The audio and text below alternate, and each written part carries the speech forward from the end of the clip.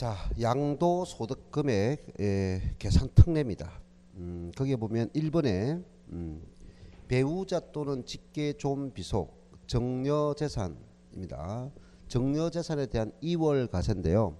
기존에 우리가 정려재산 대상에는 부동산과 특정 실물 회원권만 있었어요. 그래서 2019년도에 부동산을 취득할 수 있는 권리도 그 대상에 포함시켰습니다. 그래서 원래 그 개념이 있었는데 대상을 조금 더 한 개 더 넣었다는 거죠. 취득할 수 있는 권리가 들어갔다는 거죠. 그래서 부동산 취득권리 하면 뭐 아까 뭐 했었어요? 취득권리가 아파트 당첨권, 그리고 분양권, 그리고 조합원 입주권. 이 분양권하고 조합원 입주권 때문에 우리가 더 신설을 했던 거예요. 더 추가로. 자, 그다음 그러면 배우자 또는 직계존 비속으로부터 정려받은 자산을 정려받은 토지, 건물을, 아니면 분양권을, 아니면 특정 실물의 회원권을, 골프 회원권 이런 거 5년 이내에 양도했다. 몇 년 안에? 5년 이내. 그래서 정려받은 자산을 5년 이내에 양도한다면 이 말이에요. 자, 그래서 1번 정려했고 정려받은 자가 그 자산을 5년 이내에 양도한다면 이것이 2월 가세 요건이라고요.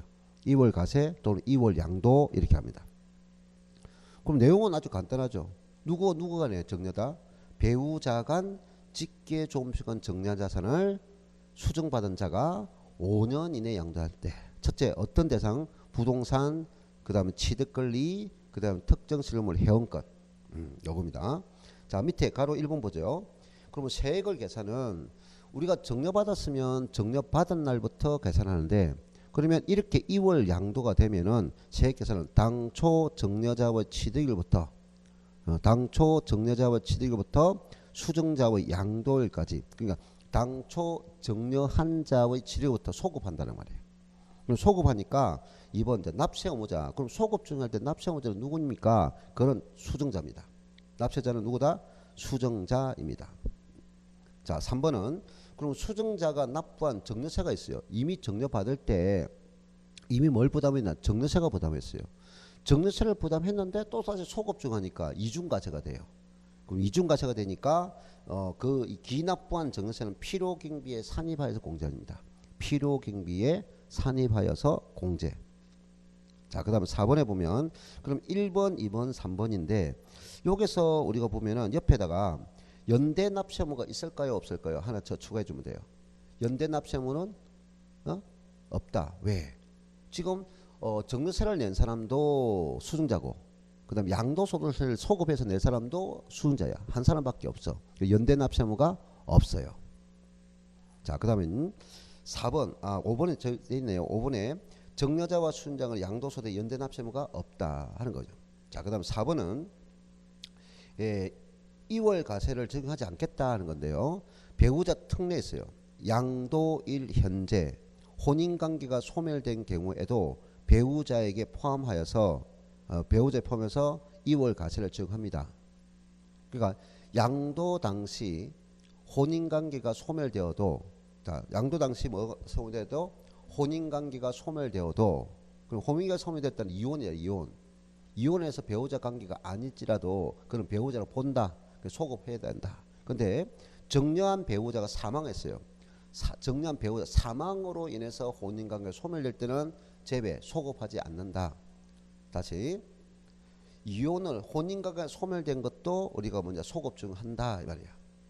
근데 그 정려한 배우자가 사망으로 인해서 혼인관계가 소멸될 때는 2월 가세를 적용하지 않는다. 즉 소급 적용하지 않는다 이 말이에요.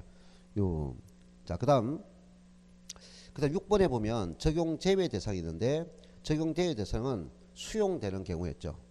이 수용되는 경우는 정려받은 날부터 2년 이내 수용, 기간 제한이 있습니다. 2년 이내 수용. 자, 그 다음 2번 비과세 대상인 1세대 1주택을 양도하는 거. 그 비과세 요건이 충족된 것을 양도할 때는 2월 가세를 적용하지 않는다. 자, 그 다음 3번 별표시 해주세요. 여러분이 가장 조심할 것이 가로 4번하고요 6번에 3번입니다. 이것만 조심하면 요거 내용이 거의 없어요. 자, 그 다음 3번은 2월 가세를 적용하지 아니한 세액이 2월 가세를 적용하여 산출한 세액보다 크다. 2월 과세를 적용하지 아니한 세액이 2월 과세를 적용하여 산출한 세액보다 크다. 이 말은 뭘까요? 자, 이제 한번 볼까요? 대부분 2월 과세하는 목적이 세금을 적게 내기 위해서인데, 자, 정려자가 있어요. 그 다음에 수정자가 있어요. 그럼 방금 이 정려자와 수정자 관계가 누구 관계를 했어요? 배우자 간 직계 존비속간이라고 있고, 그를 정려자산을 몇 년 안에 했어요? 5년 이내. 그럼 5년 이내 양도하니까 2월 과세 안 돼요. 그럼 5년이 지난 후에 양도하면 소급하지 않겠죠. 그대로 5년 이내입니다. 조건이. 자, 그러면 이 정려자가 과거에 취득을 했어요. 얼마 주고 샀느냐? 만약에 3억 주고 샀어요. 3억. 그리고 이거를 정려할 당시에 그 정려재산 가액을 시가로 따지니까 상속세미 정려세법에 따라서 시가를 따져보니까 요것이 7억이었어요. 7억. 되나요? 그러면 이것을 그대로 정려를 하지 않고 직접 양도한다면 차익이 얼마 생겨요? 4억 정도 이익이 생기잖아요. 그럼 4억 정도 세금을 내야 되는데 세금을 양도소득세를 안 내고 정려를 하기 때문에 원래는 이만큼 양도세를 내야 되지만 정려를 해야 되기 때문에 양도소득세 부담은 없고 대신에 수증자가 7억분에 대해서 뭘 부담하더라? 정려세를 대신 부담했더라 하는 겁니다. 이해됐나요? 특히 배우자 정려는 10년 합산해서 6억 공제를 하니까 그 양도세를 안 내도 취득세, 정려세도 한 10%밖에 안 되더라 말이죠. 네? 6억 공제하면 1억밖에 안 남죠. 그럼 1억에 대해서 1,000만 원밖에 안 되더라는 거죠. 네? 정려세가. 예. 자, 그럼 요거를 직접 4억 정도면 양도세는 좀 꽤 나와요. 그래서 이렇게 정리가 몇 년 안에 팔았다? 5년 이내에 팔았어요. 자, 그러면 다시 이 정려받은 자산을 5년 이내에 팔았니까 팔 때 얼마 주고 샀느냐? 여기서 8억에 팔았어요. 5년 안에 한 4년이 지나서. 아니면 또 7억 5천을 팔 수도 있어요. 7억 5천. 그럼 여기서 차이가 뭐냐? 1억 오죠. 요거를 그냥 7억 5천 합시다. 그럼 7억 5천을 팔을 때 요 이익이 얼마 생겨요? 5천만 원 생기죠. 5천만 원. 그럼 여기서 이까지 5천만 원에 대해서 양도소득세가 부담되죠. 양도소득세가 부담돼요. 그럼 대체로 본인이 직접 3억 받은 재산을 정려자가 직접 3억에 치던 재산을 직접 팔았다면 직접 7억 5천에 팔았다면 4억 5천분의 양도세를 내야 되죠. 이해됐나요? 그런데 정려자에 정리하니까 우리가 이 두 개 합한 세금이 본인이 부담할 양도소득보다 더 뭐냐 적게 되더라는 거죠. 자, 다시 정려자가 직접 양도할 때는 차익이 얼마 정도 생깁니까? 4억 5천 정도 생기잖아요. 근데 정려하니까 정려세는 양도세는 없죠. 양도세 대신에 뭘 부담했어요? 정려세를 부담했고 또 여기 정려받아 양도하니까 정려세 부담과 양도소득세는 한 5천만 원밖에 5천만 원에 대한 양도소득밖에 부담 안 되잖아요. 그리고 이 두 개의 합산 금액이 정려자가 직접 양도했을 때 금액보다 적게 양도된다면 이것을 우리가 부당행위라고 해요. 부당행위. 됐나요? 근데 2월 양도 경우는 이렇게 되든 그 자체를 묻지 않는다 이 말이에요. 묻지 않고 무조건 부당행위가 발생했던 부당행위가 발생하지 않았던 무조건 예? 정려한 자가 정려를 해서 5년 이내 양도하면 무조건 소급하세요 이 말이에요. 무조건 소급하세요. 이거 따지지 않고 부당행위든 부당행위가 아니든 부당행위를 묻지 않는다고요. 2월 양도는 뭘 묻지 않는다? 부당행위 자체를 묻지 않는다. 무조건 소급해라 이거예요. 다만 그래서 방금 내가 설명하고자 하는 것은 이 개념이 아니고 자 이렇게 일반적으로 정리하면은 당연히 소급을 하면은 자 소급 적용하지 않으면 얼마예요? 5천만 원 양도소 내죠. 소급 적용하지 않는다. 2월 과세를 적용하지 않으면 이 말이에요. 2월 과세를 적용하지 않으면 차익이 얼마예요? 5천만 원에 대해서 양도소 내죠. 그러면 2월 과세를 적용하면은 얼마? 4억 5천 이익이 생기죠. 그럼 2월 과세 적용하면은 당연히 세금이 양도소득세가 더 많이 부과되죠. 이해됐나요? 근데 이렇게 되어서 됐을 때 지금 이제 양도소득세와 양도소득세만 부과할 거예요. 계산할 거야.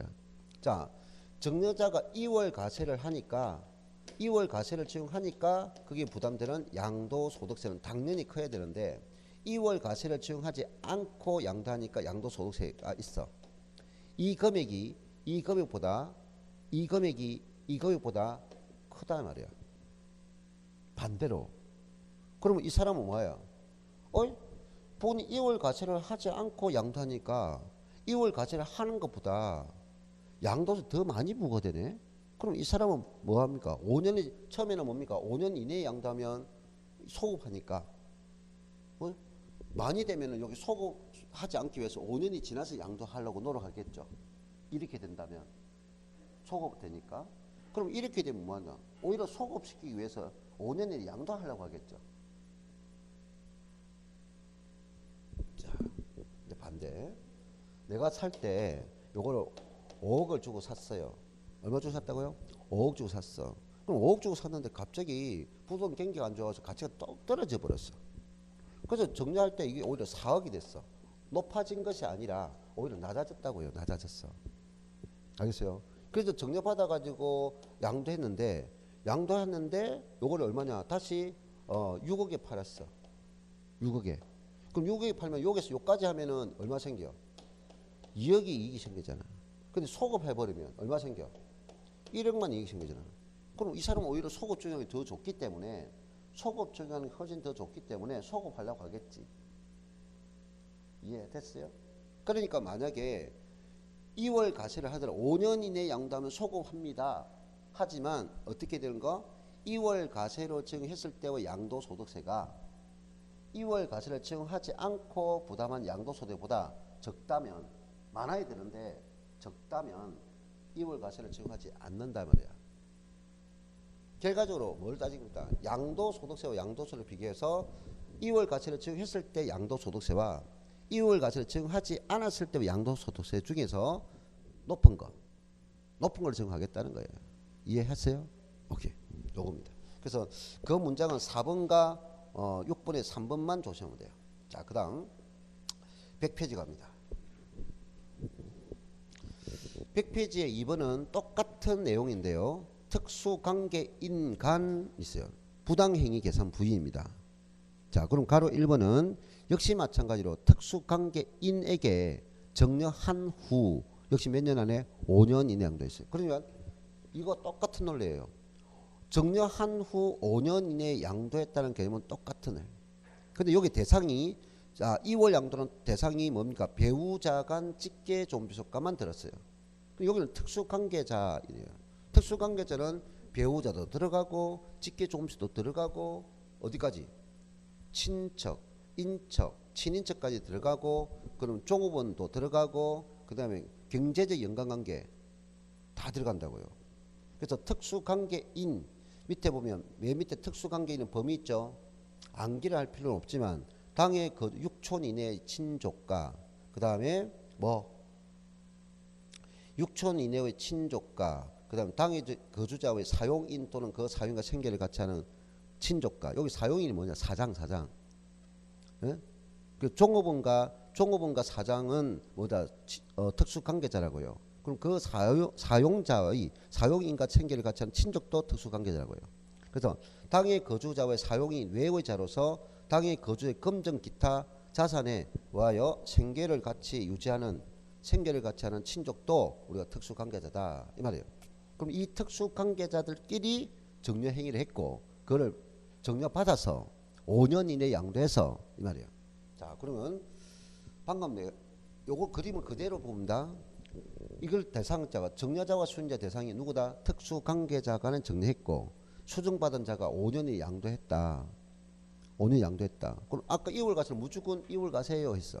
그런데 5년 이내 양도한 후 양도한 결과 정려자가 직접 양도할 때 양도소득세가 수증자가 부담하는 정려세와 양도세 합계 금액이 보다 많아야 된다 말이야.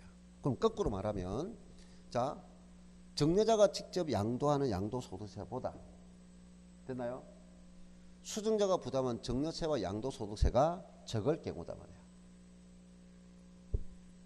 다시 말할게요. 네?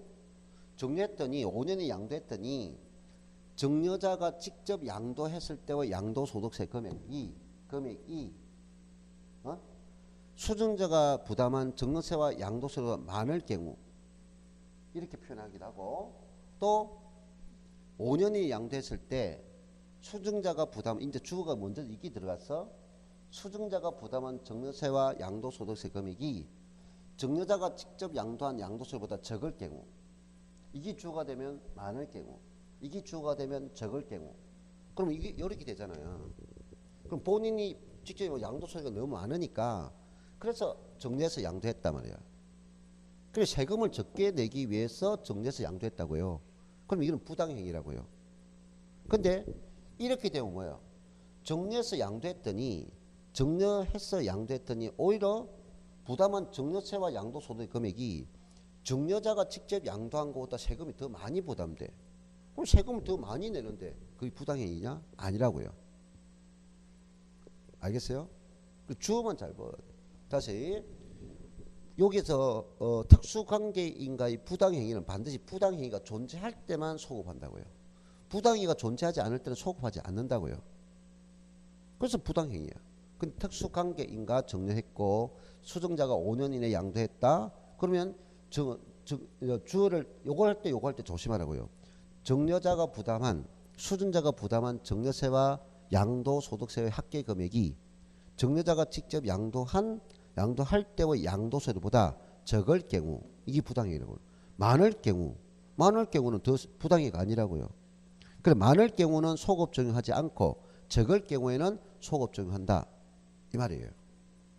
근데 아까 2월 양도 개념에서는 이거는 많이 내든 적게 내든 관계없이 무조건 소급하라는 거야. 아까 그 경우는. 자, 이것을 말합니다. 그러면 여기서는 뭔가 아까 보면 2월 과세처럼 배제합니다 이런 규정 없어. 예, 그러면 자 보세요. 이때 그러면 2월 과세가 특수관계적 부당행위가 될 때는 자 1번 세액의 계산은 역시 소급하니까 당초 정여자의 취득일부터 수정일까지 소급한다는 건 똑같아요. 그런데 2번이 달라져. 2번. 아까 2월 양도는 납세항모자가 누구였어요? 2월 과세에서 양도세를 낼 납세항모자가 수정자였어. 근데 이거는 너가 직접 양도했지 않느냐 말이야. 그래서 당초 정여자가 직접 양도한 거로 본다 하는 겁니다. 그래서 정여자에게 과세입니다. 자, 그러면 3번. 그러면 수정자가 납부한 정여세가 있겠죠. 이미 수정자가 받아올 때 정여세가 이미 부담됐어요. 근데 이거 보세요. 아까 2월 과세에서는 정여세는 분명히 수증자가 부담했어. 근데 2월 과세할 때는 누가 납세물죠? 수증자가 양도세를 내. 그러니까 기납부 정여세는 수증자가 양도세를 내니까 그 수증자의 양도소득 계산할 때 필요경비에 산입해줘. 산입해서 공제해줘. 근데 이거는 2월 과세 가지고 우회 양도인 부당행위는 정여세는 수증자가 냈어. 그래서 소급해서 양도세를 냈자는 정여자야. 그럼 기납부 정여세를 정여자에게 필요경비 공제할 수는 없잖아요. 그거는 뭡니까? 수증자에게 한급 되돌려줘야 된다고요. 됐나요? 자, 그 다음에 4번. 반드시 수증자의 정여세와 수증자의 양도세의 합계 금액이 갑의 직접, 즉 정여자가 직접 양도세보다 크다면 부당행위 계산 부인에 해당하지 않는다고요. 적을 경우에만 해당한다고요. 자, 그 다음에 이때는 방금 2월 과세에서는 정여세를 낸 사람도 수증자고 소급해서 양도세를 낸 사람도 수증자이므로 연대 납세의무가 없다 이 말이에요. 그런데 지금 부당행위는 정여세를 낸 사람은 수증자고 양도소득세를 낸 사람은 정여자다. 너 두 사람 짭잖아. 짜고 치는 고소득이 됐잖아. 그래서 정여자와 수증자가 연대 납세의무가 있다. 2월 과세는 연대 납세의무가 없고 되나요? 특수관계인과는 이 연대 납세의무가 있다. 너 짜고 쳤지 이렇게 됐습니다. 자, 그 다음에 가로 2번.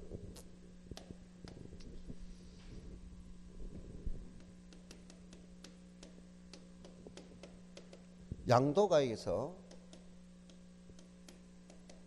취득가액을 차감하고 기타 필요경비를 차감한 것이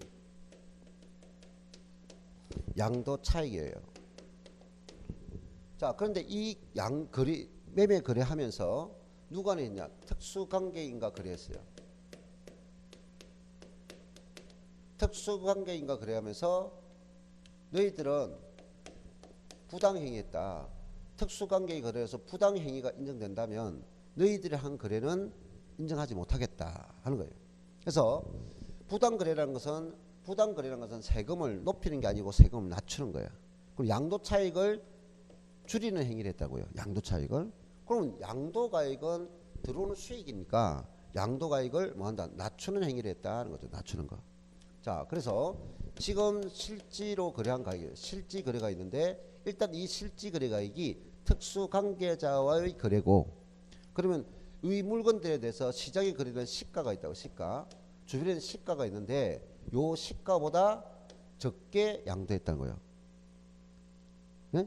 양도가액이 현재 시가보다 저가로 양도했다고요. 저가로 낮게 양도했다고요.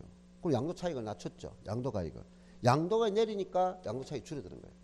자, 그러면 요 말이나 또 시가보다 뭐로 실지 거래 가액이 적다 이 말이야. 이 말이랑 똑같죠. 네? 똑같은 말을 지금 하고 있는 거야.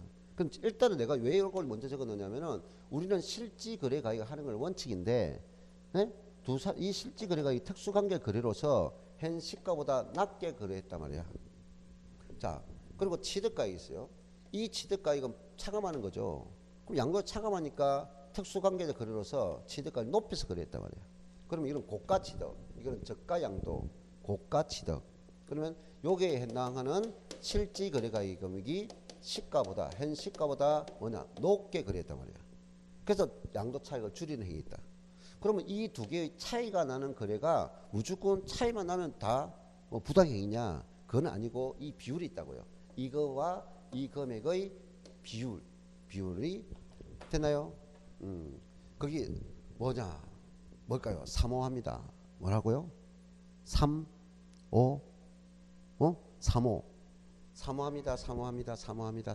계속 보니까 3, 5가 나와. 예? 사모합니다. 그러면 3이라는 숫자가 나오고 5라는 숫자가 나와요. 3이라는 숫자와 5라는 숫자. 그러면 이 3은 3억 이상 차이 난다. 3억. 그러면 이 3억이라는 것은 현 시가보다 이 차이 나는 금액이 3억 이상 차이 나면 이 말이야. 3억 이상 차이 나면 부당거래라. 근데 금액으로 이거 3억이다. 그럼 우리가 만약에 물건값이 취득한 물건과 양도 물건이 높은 가격이 아닌 뭐 2억짜리다, 2억짜리다. 2억에 양도했는데 3억이 차이가 날 수 없잖아요. 우리가 뭐 몇십억짜리를 50억짜리를 넘겼다면 그런 차이가 나겠지. 근데 양도 물건이 그 자체가 양도 가격 전체가 뭐 2억이고 2억 5천밖에 안 되는데 차익이 3억 이상 나올 수가 없잖아요. 그러니까 이것 또는 금액이 큰 단일 때는 3억 이상 차이 나고 또는 5% 이상이라. 퍼센트. 이 둘 중에 하나에 해당하면은 너희들은 부당 거래를 했어라고 한 거예요. 사모합니다. 예, 요거 단위가 암기가 돼 있어야 돼요. 그럼 만약에 이 거래 요건이 됐다면 너희들은 시가를 요렇게 요건이 충족됐다면 원래 실가가 돼야 되는데 요 실가를 할 수 없고 뭐다 시가에 의해서 계산해야 된다 이 말이야. 부당 거래가 됐다면. 그러니까 원래 실가가 있는데 이 실지 거래가액이 부당행위에 해당했다면 실가를 할 수 없고 시가에 의해서 계산해야 된다 이 말이에요. 그럼 차이가 나더라도 부당거래가 아니라면 시가가 아니고 그대로 실가를 하고 부당거래가 된다면 실가로 할 수 없고 기준시가가 이거 시가에 의해서 양도차익 계산한다. 자, 그래서 가로 2번에 특수관계 인간 저가 고가 양수 있죠. 1, 2 중 하나에 해당하면 정한다. 그래서 1번이 3억이죠. 2번이 5%죠. 그래서 사모합니다. 이렇게. 자, 됐어요. 자, 그리고 101페이지 배우자 등은 2월 과세 특수관계 비교해 놓은 거 참고 삼으시고. 자, 이렇게 됐고 이제 양도소득세 세율 갑니다. 양도소득세율. 자, 첫 번째 뭐가 있느냐? 토지, 건물, 부동산에 관한 권리가 있고요. 토지, 건물, 부동산에 관한 권리. 그 다음 2번은 주택 및 조합원 입주권 있고요. 주택 및 조합원 입주권. 주택 및 조합원 입주권입니다. 자, 그다음에 기타 자산 있어요. 기타 자산 있고요.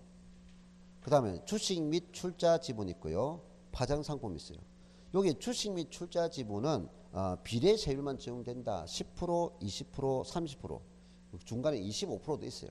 그러니까 10%, 20%, 30%. 이렇게 비례 세율이 있다. 파생 상품은 20%.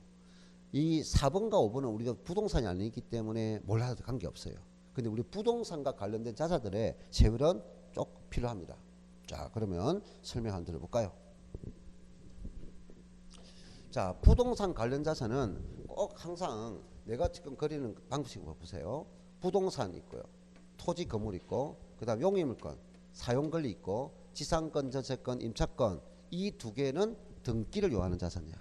그 다음에 취득할 수 있는 권리 있어요. 취득할 수 있는 권리, 오늘 몇 번이나 말했다. 취득할 수 있는 권리 여러 가지 있지만 가장 많이 나오는 아파트 당첨권, 분양권, 조합원 입주권이다. 그 다음에 이제 기타 자산이 있어요.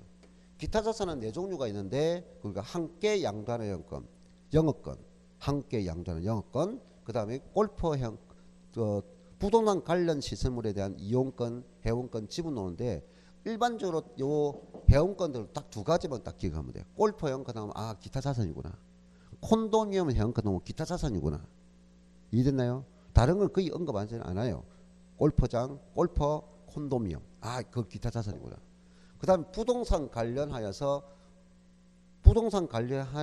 부동산을 가다 보유법, 부동산 등을 가다 보유한 법인이 주식을 양도해서 과세 대상이 되는 것이 있어요.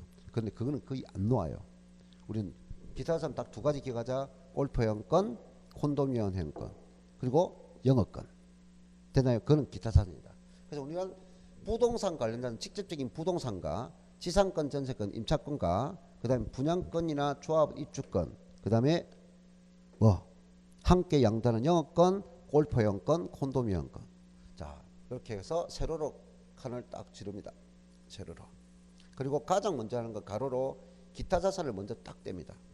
항상 기타 자산을 제거를 먼저 해라. 이 기타 자산은 등기 여부를 묻지 않습니다. 등기 여부 자체를 따지지 않는다. 그럼 등기를 고려하지 않으니까 보유기간 자체를 말할 수 없어요. 보유기간을 입증하지 못하니까. 그래서 방금처럼 함께 양도하는 영업권과 골프 회원권과 콘도미엄 회원권을 양도할 때는 이유 불문하고 무조건 그 가액에 따라서 7단계 초과 누진세를 합니다. 6%에서 42%까지 적용한다 말이야. 무조건 초과 누진세로 적용한다. 초과 누진세로만 적용합니다. 이것을 우리가 기본세율이라 합니다. 초과 누진세를. 아니면 기본세율을 정한다 하도 되고 7단계 초과 누진세를 정합니다. 자, 조심. 그 다음에 두 번째, 가장 낮은 세율이 이겁니다. 그럼 가장 높은 세율 올라갑니다. 가장 높은 세율은 부동산 사용권리, 취득권리 중에서 등기를 요하는데 등기하지 않고 양도하는 거, 등기가 요하는데 등기하지 않은 거, 등기 가능한데 등기하지 않고 양도, 미등기 양도. 미등기 양도는 개심죄에 걸려요. 아주 높은 세율, 몇 프로나? 70%입니다. 몇 프로? 70%. 그러니까 가장 기본적인 거 하나, 가장 위로 올라가는 거 둘. 안기가 아주 쉬워요. 기타상 맨 아래 부분에 있는 거 기본 세율, 맨 위에 있는 거 무조건 보유기간 필요 없이 무조건 70%. 자, 그러면 요 가운데 있는 것들은요, 세 번째가 보유기간에 따라 적용한다. 무슨 기간? 보유기간에 따라 적용한다고요. 그러면 이 보유기간을 가운데 쭉 나눠가지고 그 보유기간은 주택이 아닌 것과 밑에 주택인 것을 나눈다. 주택이 아닌 것과 주택인 것을 나눈다. 됐나요? 그럼 주택이 아닌 것은 5, 4초 물어보세요. 5, 4초 물어보세요. 5, 4초. 그 다음에 4초. 자, 5, 4초, 4초. 자, 무슨 의미일까요? 5, 4초. 50%, 40% 초과 누진세율이라고요. 5, 4초. 그럼 세 개 구분이 있네요. 50%, 40% 초과 누진세율. 5, 4초, 4초. 그럼 4초는 뭐냐? 밑에 있는 거. 위에 있는 거는 5, 4초고 밑에 있는 거는 4초라고요. 자, 밑에 있는 거 맨 기타 칸을 나눴죠. 야, 저기 칸을 나눴어. 맨 밑에 있는 거 하나 초과 누진세율이야. 그 다음 맨 위에 있는 것이 미등기야. 아 가운데 있는 것이 뭐 등기 보유기간. 눈을 딱 찍으시 감고 생각하면 카페 그림이 어? 눈을 쫙 감으시면 그림이 이렇게 그러죠. 영상이 안 떠오릅니까? 어? 눈을 쫙 감으면 아 여기서 그림이 그려진다고. 여기서 칠판을 다 그림을 그려요. 알겠죠? 여기서 제일 밑에 거 뭐라고요? 기타 자산은 무조건 초과 눈시락 제일 위에 가니까 미등기야 70%. 가운데는 뭐 보유기간 따지는데 주택이 아닌 거 주택인 거. 5사초 4초. 암기 다 끝난 거예요. 일단 기본은. 자 그럼 봅시다. 그럼 5사초라는 것은 주택이 아닌 것들은 그 기간을 하나 둘 세 개 여기서요. 1년 기준하고요. 1년 미만 그 다음 1년 이상에서 2년 미만 안 한다고요. 그리고 미만은 단 1년을 포함하지 않는 거죠. 반대로 이제 2년 이상이에요. 5, 4초니까 50%고 40%고 6에서 42% 주간은 7단계 초과 누출을 한다는 거예요. 됐죠? 그러면 주택은 하나 1년을 단축시켜 버렸어요. 그럼 1년을 단축시켜 버렸으니까 4초가 되죠. 단축이니까 주택은 1년을 단축시켜 버렸어요. 자, 그래서 주택은 1년 단축시키니까 1년 기준인데 1년 미만과 1년 이상이야. 그럼 주택은 1년 이상부터 바로 초과 누출한다.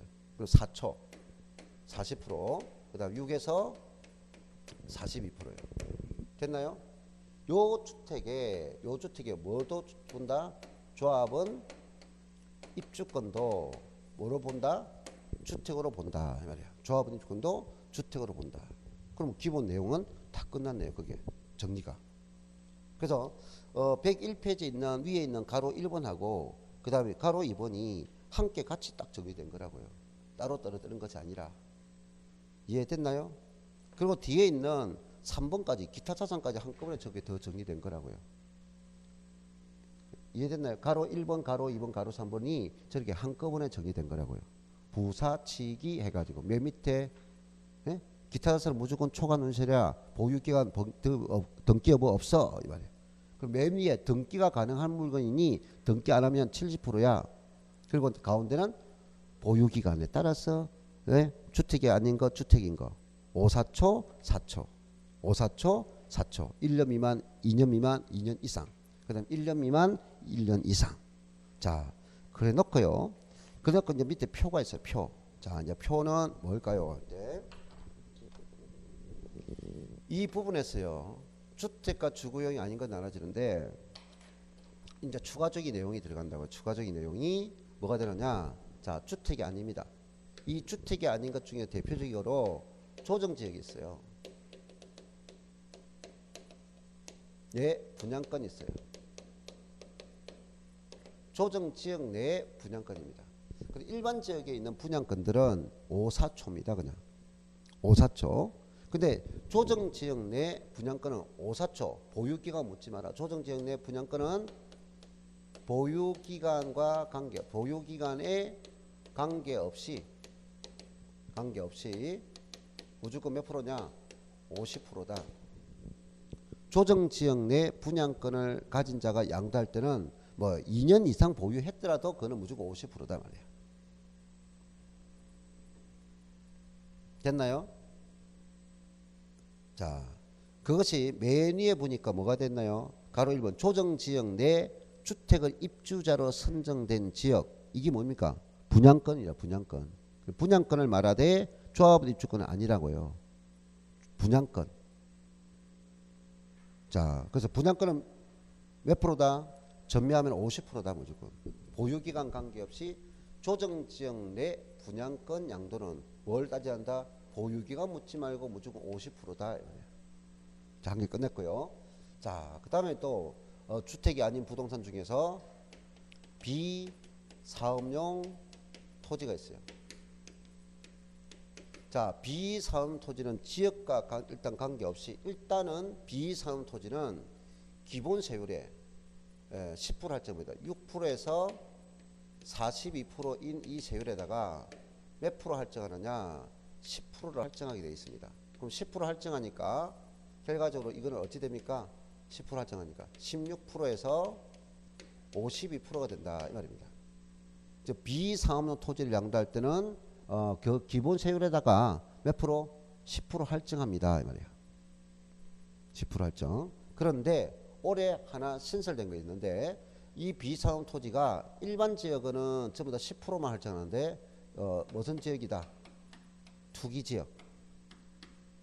투기 지역 내의 비상업 토지는 그때는 20% 할증합니다.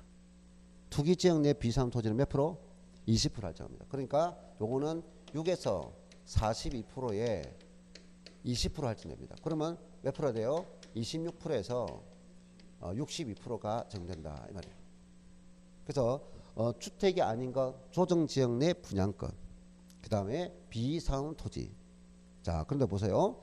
지금 여기서 10% 할증하고 20% 할 거는 지금 초과 누진세율 1대 10% 할증과 20% 할증이에요. 근데 만약에 이 비상업 토지가 2년 미만이면 몇 프로예요? 원래 40%죠. 요 40%에 10%를 할증을 하는 건 아니에요. 그리고 또 1년 미만이면 몇 프로예요? 50%죠. 그 50%에 10% 할증하는 건 아니에요. 우리가 할증하는 것은 초과 누진세율 적용 대상의 10%와 20% 할증이에요. 그러면 만약에 비상업 토지가 1년 미만이거나 2년 미만이면 어떻게 하지? 그러면 그 50%와 50%를 적용한 산출 세액과 50%를 적용했을 때 세액과 그 다음에 10%를 할증한 세액 아니면 20% 할증한 세액 이해됐나요? 방금 내가 산출한 세액이에요. 그 두 강픽 중에 세액이 높은 걸 한다. 적지는 않겠어요. 자, 다시 2년 이상이면 비상업 토지가 2년 이상이면 뭐 10% 할증 또는 20% 할증이라고요.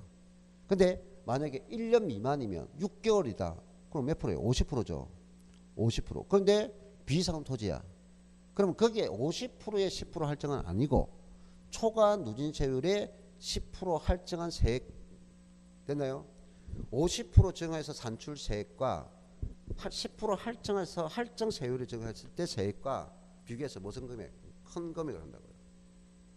알겠나요? 그럼 2년 미만일 때도 마찬가지. 다시 그래서 비례세율에 10% 할증하는 게 아니다. 비교. 그럼 끝났어요. 자, 그 다음 주택입니다. 자, 주택에 대해서도 역시 마찬가지로 어느 지역을 언급할까요? 조정 대상 지역. 역시 조정 지역 내 주택인데 조정 지역 내 몇 개냐? 1번 2개입니다. 2개 이상 주택 소유자가 조정 지역에 2개의 주택을 소유, 2개의 주택을 소유자가 그 주택에서 1개를 양도했다. 그럼 너는 6에서 42%에 대한 10% 할증하겠다. 조정 지역 내 2개 주택 소유자가 그 주택에 1개 양도해서 가세된다면 몇 프로 한다? 10% 할증한다. 됐죠? 10%. 그러면 조정 지역에 몇 개 주택이에요? 3개. 3개 이상 주택 할 때는 6에서 42%에 20% 할증합니다. 20%. 됐죠?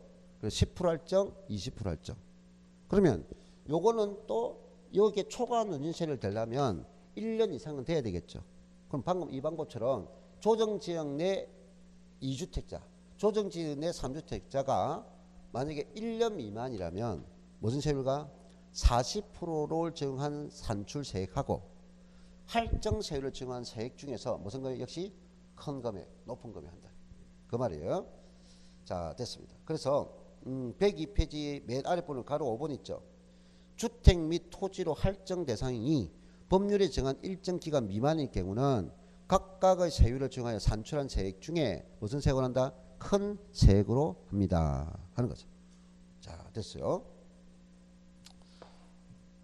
자, 그 다음 이제 이렇게 됐고, 이제 103페이지 보니까 이제 국외 자산 양도에 대한 양도소도 있습니다. 무슨 자산? 국외 자산. 국내 자산이 아니고 지금 이 양도소득의 과세 대상물이 어디 있다? 외국에 있다는 거예요.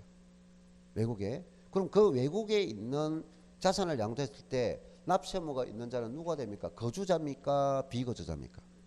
거주자죠. 비거주자는 국내에 주소 고소.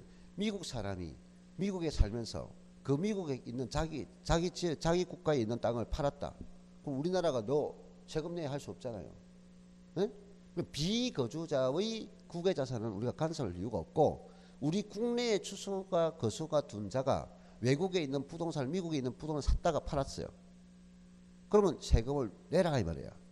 그거를 국외 양도자산이에요. 근데 앞에 내가 앞 시간에 소득세 납세 의무자 할 때 거주자는 국내분과 국외분을 모두 가산한데 국외 양도자산에 대해서는 모든 거주자가 납세 의무자가 아니고 혜택을 주자. 면제부를 주자. 몇 년 안에 팔면은 5년 이내 재산을 처분하면은 세금 내지 마라. 결과적으로 국외 양도자산을 납세 의무자는 모든 거주자가 아니고 항상 이거 할 때 항상 조심하지. 5년 이상. 그래서 밑줄 닦았죠. 103페이지 납세 의무자가 5년 이상 주소 거수를 둔 자. 그럼 5년 이상 이제 넘어가서 팔면은 그때는 양도세 내.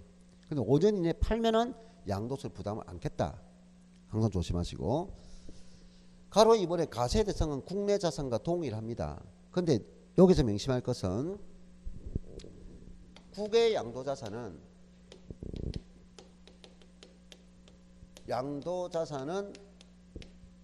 뭘 따져낸다? 등기, 미등기 구분이 없다. 미등기, 등기 개념이 없다고요. 구분이 없다고요. 등기 양도와 미등기에는 차등 가세가 없단 말이에요. 등기, 미등기 개념 자체가 적용하지 않는다고 해요. 이거 명시하면 돼요. 그러면 지금 가세되는 토지, 건물, 등기든 미등기는 관계없이 가세될 거고 부동산에 관한 권리인 1번 지상권, 전세권, 부동산 임차권 있죠. 역시 등기, 미등기 관계없을 거고 2번은 부동 취득은 당연히 미등기예요. 국외 야산, 자산도 기타 자산도 마찬가지고 추정이 있어요. 자, 그런데 뭐가 한 개 빠졌어요? 국외 자산에 파생 상품이 없죠.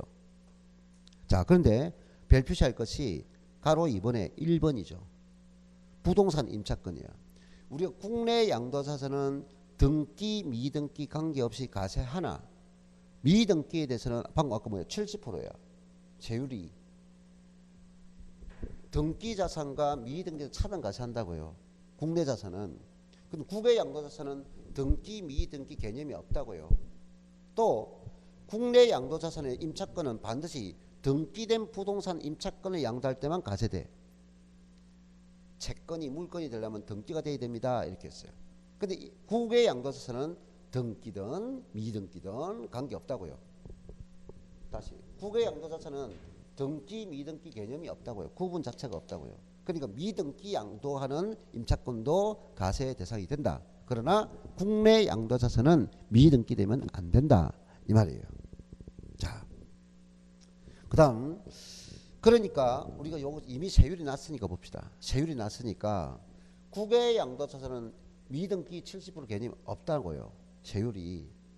이해됐나요? 그럼 보유기간에 따라서 뭐 1년 미만이다 2년 미만이다 이런 개념도 보유기간을 논할 수가 없어요. 등기가 없기 때문에 입증이 안 된다고요. 그러니까 국외 양도자산들은 전부 다 세율이 뭐다? 초과 누진세밖에 할 수 없어요. 딱 이 한마디에서 엄청 말을 하고 있어요. 국외 양도자산은 등기 미등기 자체가 없다고 해요. 그런데 문제에서는 등기 양도입니다. 미등기 양도해. 어느 나라는 등기가 되는 나라도 있고 어느 나라는 등기가 안 돼. 우리나라 쪽에는 소유권, 부동산 소유권을 인정하고 그래서 등기 미등기 관계에 있어요. 근데 베트남이나 태국이나 그거 땅을 개인이 소유할 수 없어요. 소유권 안 줘요. 대신에 임차권을 줘요. 그럼 임차권이니까 임대를 줘야 된다고요. 근데 우리나라처럼 한 달 사용하고 사용 후에 임대를 주고 한 달 사용하고 임대를 주는 그런 개념 아니에요. 근데 1년분이나 아니면 2년분을 한꺼번에 줘야 돼요. 한꺼번에 1년분을 가서 한번 보면 근데 엄청 비싸요. 우리나라 사람들 웬만하면 그거 뭔가요? 엄청 비싸요. 임대료가. 네. 자, 그래서 그 다음에 이제 뭐냐면은 3번에 양도 및 취득 시기는 양도세 동일하고요. 그 다음에 4번 양도 차익 산출이 있는데 여기서 국내든 국외든 실지 거래 가액입니다. 무슨 가액? 실지 거래 가액 합니다. 그리고 실지 거래한 외화가 아닌 기준 실지 거래가 외화가 아닌 기준 환율 또는 제정 환율로 적용한 원화로 환산한 금액을 한다. 줄 것이요. 기준 환율 또는 제정 환율. 그리고 실질거래가액이라는 것은 기준환율과 제정환율로 국내 화폐로 환산한 금액을 한다 이 말입니다. 외화 금액으로 계산한 금액이 아니라 우리나라 금액으로 환전한 금액이라고요. 그 환전할 때는 기준환율, 제정환율로 정한다고요. 됐나요? 자, 그 다음 예배입니다. 요거는 우리 아까 뭡니까? 국내 양도자산은 양도 차익을 계산할 때 실지거래가액을 하되 실지거래가액이 불분명하거나 인정하지 못할 때는 무슨 방법을 썼어요? 추계한다라고 했어요. 추계. 그럼 추계가 아까 뭐였어요? 매매 사례 가격이나 감정 평가 가액 등을 했죠. 그리고 뭘 했어요? 취득가액은 환산 취득가액을 했죠. 그리고 또 안 되면 기준시가를 했죠. 자, 근데 생각해 보세요. 내가 매 실질거래가를 모른다고 했어. 외국에 그거 세금 받으려고 그 나라 가는데 태국에 있는데 미국이 있는데 미국까지 뭡니까? 그 조사는 비행기 가면 더 들겠다. 왔다 갔다 하는데 기본이 500만 원 넘게 드는데 무슨 말이세요? 세금 그대로다가 조사를 그까지 갔겠습니까? 그럼 그 현지에 있는 국가에게 협조를 하면 잘 해주겠습니까? 안 된다는 거예요. 그래서 우리는 국외 양도자산은 실지거래가의 원칙이나 실지거래가 불분명할 때는 뭐 추계 방법을 못 쓴다고요. 추계 방법이 아니고 기준시가도 아니고 그 현장의 시가로 한단 말이야. 뭐? 그 지역에 들리는 소문에 대한 시가. 알겠어요? 예, 그래서 예배가 실직을 알 수 없을 때는 그 나라가 정한 현황에 따라 시가, 기준시가 아니에요. 시가로 산출한다. 시가. 자, 여기까지. 그 다음에 4번에 양도소득 가세표준 산출해서 우리가 아까 공식이 뭐였죠? 양도가에서 필요기입을 뺐죠. 그럼 양도 차이 났죠. 어쨌든 필요기입이 다 있다고요. 그럼 필요기입 다음으로 우리는 국내는 뭐였어요? 장기 보유 특별공제가 있었잖아요. 근데 국외자산은 아까 뭐가 없다고 했어요? 등기가 없어. 그럼 보유가 입증되지 않아. 그럼 장기 보유 특별 당연히 못 받는 거예요. 없다. 근데 양도소득 기본공제는 인적공제니까 당연히 인적공제는 받다. 근데 국내 양도자산은 미등기되면 기본공제 못 받아요. 또 국외 양도자산은 뭐가 없다? 계속 이거 봐요. 등기 미등기 개념 자체가 없어요. 그럼 국외는 미등기 부동산도 기본공제가 적용된다. 이 말이에요. 됐어요? 예. 자, 그 다음은 국외자산 양도의 세율을 보니까 전부 다 뭐가 됐네? 부동산 관련 자산은 전부 다 무슨 세율? 초과 누진세밖에 없다 이 말이에요. 뭐가 없기 때문에? 등기 미등기가 없기 때문에 70% 개념 없고요. 등기 여부가 있다는 보유기간에 나누지 않는다. 무조건 그냥 초과 누진 세율로 적용될 뿐이다 하는 거죠. 자, 그 다음 7번은 외국 납부 세액 공제에 있어요. 이중과세이기 때문에 내가 앞에 또 설명했어요. 지금 소득이 거주자가 있는 국가에서도 가세하고 소득이 발생한 국가에도 가세한다고요. 그럼 주소지 국가에 가세할 때는 이게 이중과세이기 때문에 외국에 납부한 세금을 공제해 줘야 된다고요. 공제. 외국 납부 세액 공제. 근데 이 외국 납부 세액 공제를 할 때 어디서 공제를 해주나요? 자, 국외 양도자산은 지금 팔았어요. 양도가액이 계산되고요. 근데 여기서 필요경비가 돼요. 자, 필요경비에서 양도 차익이 나와요. 그러면 장보공 못하고 바로 기본공제 가요. 양도소득 기본공제 바로 한다고요. 됐나요? 그래서 국외 양도소득은 양도소득 금액이 곧 가세표준이야. 바로 가세표준이 돼요. 그럼 그 가세표준에 곱하기 세율을 해요. 그럼 세율 증가하니까 산출세액이 나와요. 그러면 외국 납부 세액 공제는 어디서 할 수 있나요? 할 때 1번 필요경비에 산입한다는 거예요. 그럼 필요경비에 공제한다 하면 안 되고 필요경비를 공제하면 안 되지. 필요경비에 산입하는 방법. 그럼 필요경비가 높아진단 말이죠. 산입하면. 그래서 요거 잘 봐요. 필요경비에 산입하여서 이 말이에요. 그리고 2번 산출세액에서 차감하여서 세액은 바로 차감할 거고 필요경비는 가산할 거고 이게 산입이라 말이고 이건 차감이라 말이에요. 이 두 방법 중에서 하나를 선택할 수 있다. 누가? 거주자가. 필요경비의 산입 그리고 산출세액에서 공제 차감하는 방법. 알겠어요? 선택한다 이 말이에요. 됐고 그 다음에 8번 당연히 국내 자산과 더불어 분납은 인정하다. 물납은 없습니다. 국내 양도자산도 물납은 없어요. 분할 납부 있지. 그럼 분할 납부하려면 얼마 돼야 돼요? 1,000만 원 초과시 할 수 있고 기간은 2개월 6개월은 종합부동산세. 네, 됐죠. 자, 그 다음 시간에는 비과세 설명드릴게요. 자, 조금 있다가 비과세 설명드리겠습니다.